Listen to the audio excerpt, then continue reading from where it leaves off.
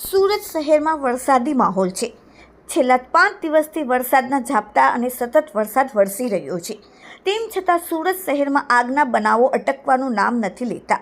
સુરતના પાંડેસરા વિસ્તારમાં આવેલી અન્નપૂર્ણા ડાઇંગ મિલમાં ભીષણ આગ ભભૂકી ઉઠી।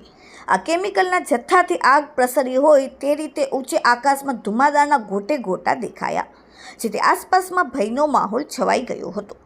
આગ લાગ્યાનો કોલ મળતા જ ફાયર બ્રિગેડનો કાફલો ઘટના સ્થળે પહોંચી ગયો અને ફાયરની 4 થી 5 ગાડીઓ ઘટના સ્થળે પહોંચી।